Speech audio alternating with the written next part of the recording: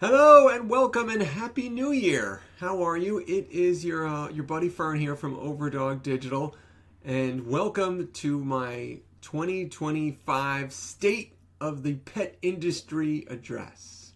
What I wanted to do is just take a moment to just kind of do my best to prepare you to attack and conquer 2025. So what I'd like to do today, right here, right now, is kind of give you an overview of what I've seen this last year in 2024, what happened in the pet industry in the nationally and globally, as well as what we've seen with our clients that we're working with here at OverDog. Some of the things, the trends, and what is kind of transpired, so you kind of know where we sit, and then talk about what I think is important. I'm going to give you 5 things I think is important to focus on in 2025 to have success in this coming year as well as well into the future.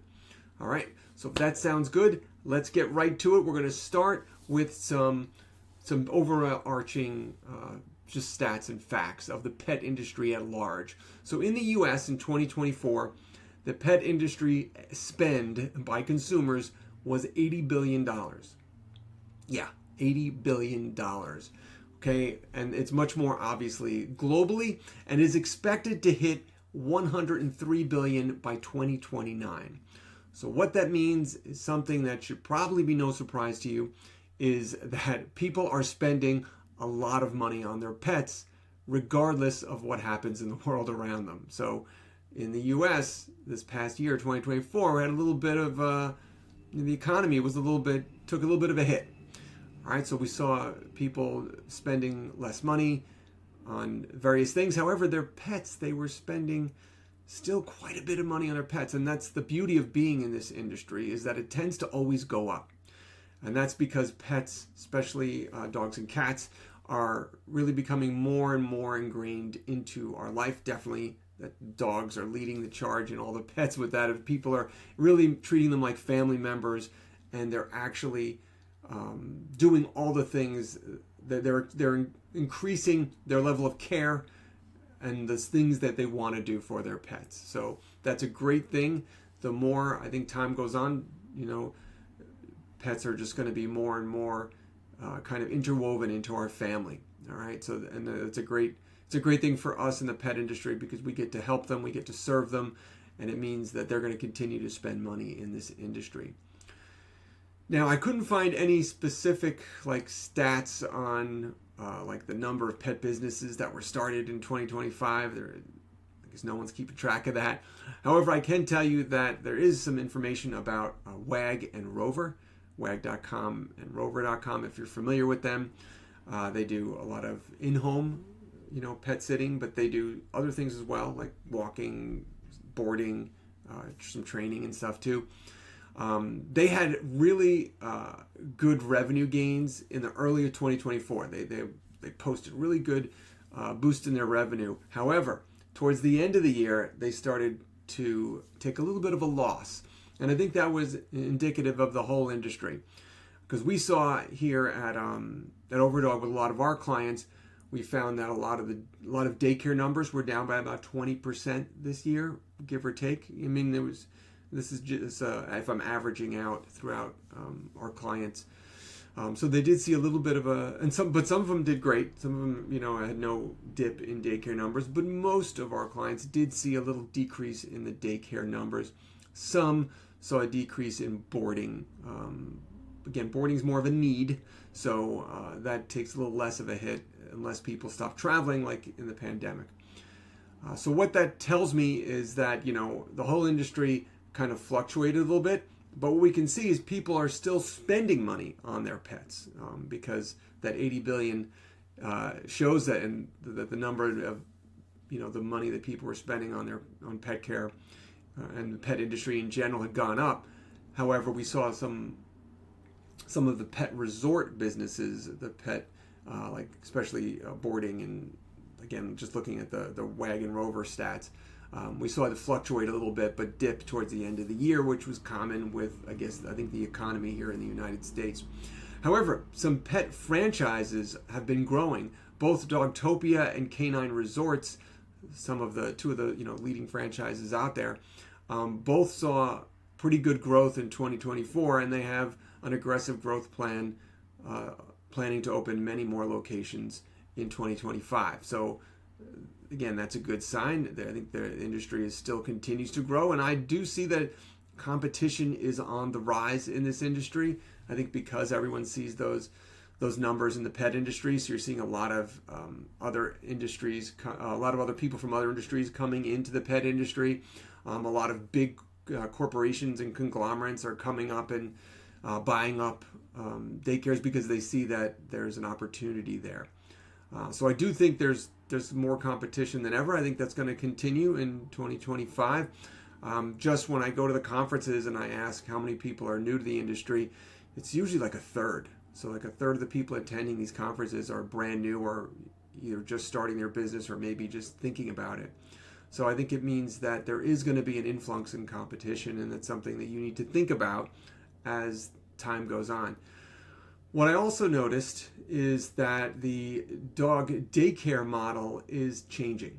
It's evolving, and this is no surprise. You've heard a lot of experts, including myself, kind of talking about how things have been changing in the industry a little bit, and I think, we've seen a rise of enrichment and stuff, and I think the key here is the big takeaway from this is that the industry, the daycare as a service needs to evolve, okay? It can't stay the same, and because I think as people's interests and desires, the general public are changing, the industry needs to adapt with it, all right? And now we're seeing, and I think this goes hand in hand with the, more education and research that we're getting about how to take better care of dogs.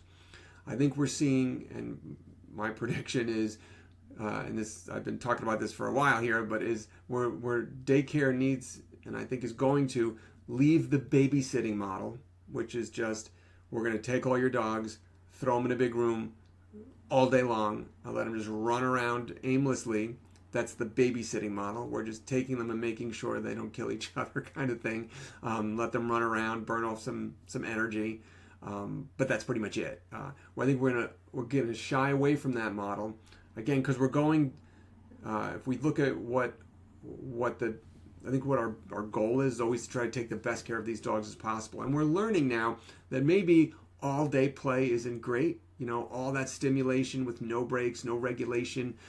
Is not as good for dogs, and I think also babysitting is not a necessity. Okay, you don't need babysitting, especially you look for a lot of people are working from home now. They have more options.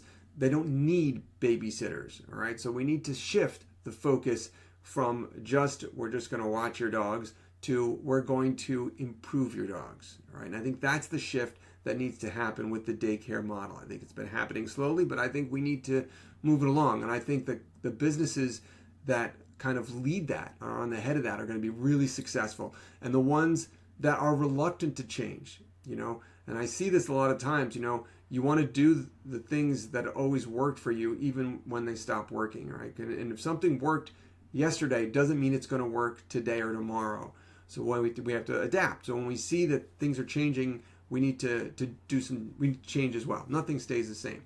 And I think it's all about evolution. We either evolve or we go extinct. So that's what I think that we need to do with the daycare model, and that's one of my predictions for 2025 and beyond, is we're going to shift away from this babysitting model to more of a kind of enrichment, yes, but I think it's going to go beyond that. I think it has to go with we're going to take dogs, we're not just going to hold on to them for a little while, we're going to improve them. They're going to leave better than when they came in. And I think I think a training is going to have a big focus on that. So I think businesses that are incorporating some training, and we can show people why and how, and I think creating a curriculum is a really smart way to do this, is to being able to show people that your dogs are improving while they're here. Because if we do that, we're going to show them why it's worth sending their dog here, even when they're home, even if they work from home, even if the kids are home. There's benefits to them coming outside of just socialization and exercise, okay? Which, was the main focus with the babysitting kind of daycare model. All right, so I think we need to focus on a learning environment where we're going to help them improve. And if we can do that, people will not only pay for it, but they'll pay more money for it too. And as we can see, they're willing to pay for their pets. All right, the industry, they're spending more and more money every year. So what we need to do is just make sure, okay, how is that money being spent, and how can we harness it and take advantage of it and provide value in those areas. If we're seeing our revenue drop in certain areas, people are still spending money, so we need to adapt and figure out how they're spending their money, and then we can alter our services accordingly. All right, it's all about trying to provide as much value as we can for the dogs and the people who love them. Okay, so that's kind of my take on the industry, past, present, and kind of future. But let me give you what I think are 5 keys to success for this new year for you and your business. Okay, number one of the things I want you to think about is maybe what we need to do because of the rise in competition. All right, whereas it used to be the only pet resort in your area, now you may be one of 3 or 4. You need to differentiate yourself. All right, so I think specializing and really in all of your branding and marketing efforts is really showcasing why and how you are different and better than all of your competitors, because competition's on the rise. You don't want people just to decide on price. All right, if you're able to show them why you have different things, why you have different experience, why you have different assets that others don't, they will happily not only go to you, but pay more money to go to you.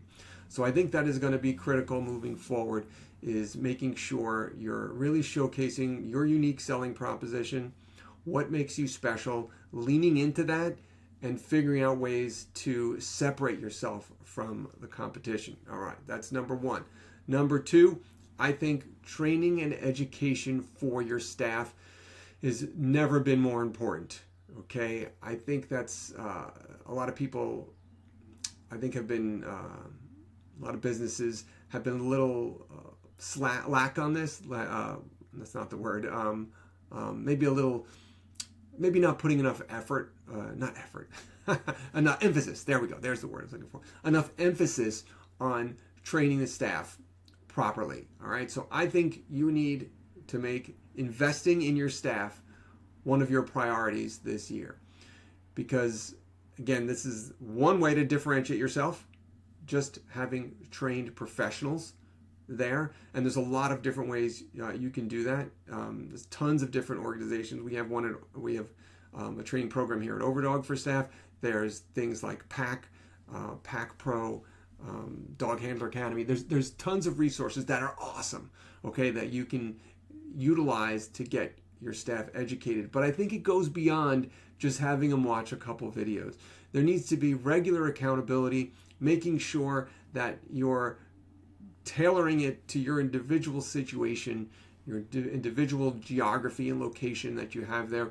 Just empowering not only staff to take really good care of their dogs, and the pets in your care, but then it's also utilizing this and leveraging that to separate yourself from the others that don't. All right, where would you want to bring your dog?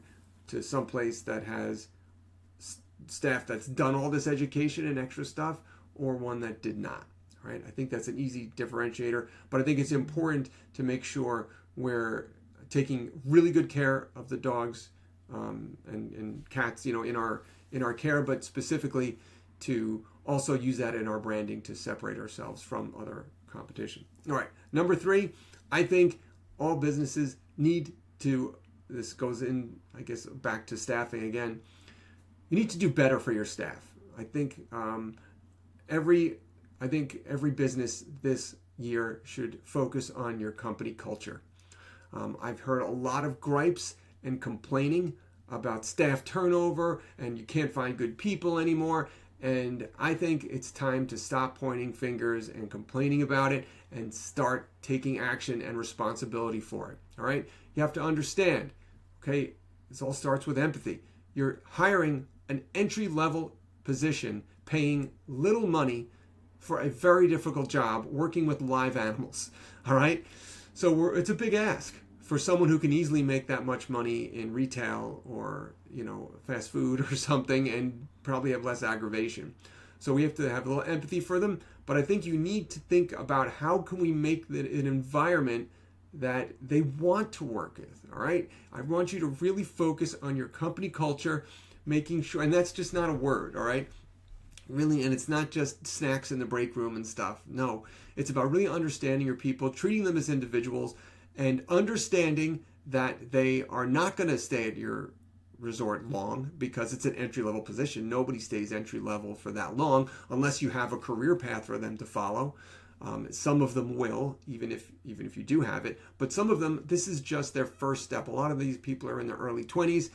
This is just a tiny blip on their career path or in their journey. So understanding that and saying, okay, I know you're not going to be here forever.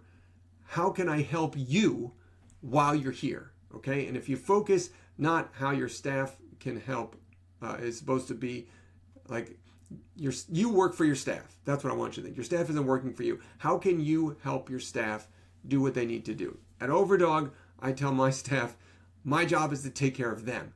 Their job is to take care of the clients. All right, so I have to focus just on making sure I'm taking excellent care of them. If you do that, I think you will see your morale go up, which means the quality of care they're going to give your customers goes up, which means the customer value goes up, which means your business improves all around. So I think that needs to change. I think the way we think about staffing needs to shift. So I want you to really focus on your company culture and how you can take care of your employees. All right. Next up, I think mental health is something we need to talk more about in this industry. The level of burnout that I've seen in the pet industry with owners is really disappointing, and it's just sad, and I don't think it doesn't need to be this way, but we need to start having conversations about it. All right, so I think I want you to think about your mental health. How do you feel? What's your stress levels like? Are you enjoying this, or are you frazzled? Are you kind of always putting out fires? And we need to do something about that. All right, I want you to have more fun growing your business this year. So what that means is, number one, you can't go it alone. You need a support system. So I want you to find some people that you can just talk to. Now, the problem is a lot of people don't understand what you're doing. Friends, family members, they don't understand what it's like to own a pet business and all the balls you have in the air at any given time. So sometimes you need to find someone who does. So I think definitely if you can find an accountability partner, somebody you guys, you could meet with regularly. I have one. I've had an accountability partner, my friend Patrick, who is not in the industry that I'm in, but I've been, I think, talking once a week for 5 years or more than that. And it really keeps us on track. It's good someone to voice, my frustrations and ideas with, and he can give me an honest opinion, from the outside. So that's number one. I would recommend you get an accountability partner, but find a peer group, okay? The Inner Circle that we have here at OverDog is a good example of that. It's a group of like-minded owners doing exactly what you're doing. We can share information. We can talk each other off ledges, just vent with. So I think it's important you find your tribe and don't go this alone, all right? But definitely focus on your mental health, because one thing that is important to your business, the most important thing for your business is you, all right? If you are not working at 100%, your business suffers. Everything suffers. So the more you take care of yourself, the more you're going to be taking care of your business. So I want you to make you a priority in 2025. All right. The last key, I think, will be to help you grow your business and be successful this year and years to come is by harnessing the latest technology and digital tools available. The good news is there's never been a better time to have a small business as right now. There are so many resources and tools available to you that just 5 years ago weren't available, that we couldn't do. So now it really has made small businesses have the same ability to do things that big companies with big budgets. All right, it really is. It's an amazing time to be an entrepreneur right now. The best time in history. So that's awesome, but only if you utilize everything that's available to you. So I definitely think the software space in this industry is way behind. So I'm excited for companies like Goose who have come in and really used the latest technology to help you make everything you do in your job better for your customers, better experience, as well as making it easy for you to make more money with the average, transactions and stuff that you do.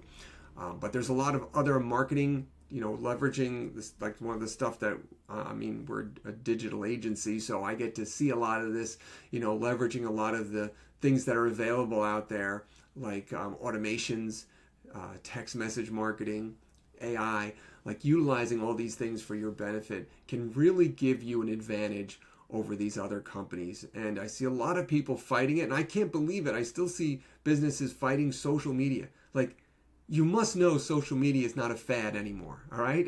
You've got to realize that. Like, it is here to stay, and this is the future. This is where people are at. So if you want your business to be relevant in the future, you have to utilize the tools that everyone else is utilizing, that your customers are using. You can't fight it, all right? So it's time to embrace it. Even if you don't like it, you may not like social media personally, you may not use it that much. However, you have to understand its power and its use case for your business. And you got to take advantage of it, right? Because you're going to be left behind the other businesses that are, all right? That's the key. This stuff is available to everyone. The businesses that are using this are the ones that have a leg up, all right? And again, you want to stay on the curve. You want to be ahead of the game. You don't want to be behind trying to catch up. All right. So there you have it. Those are my 5 keys and my state of the industry for right now and in the beginning of 2025. I'm very excited for this new year. I think this is a great industry to be in. Besides it continuing to grow and expand, I think it's hard to find a better group of people than I have found in the pet care industry. Just such a good group of people. So it's been awesome working with a lot of you guys via OverDog. Thank you guys for listening to the podcast, for being a part of the Facebook group and everything. I'm so excited for what's to come. So I want you to spend a couple time thinking about what you heard here and making some action plans about what you're going to do to make sure that 2025 is the best year ever. All right, so go out there, kick some butt this new year, and let's make it an epic one.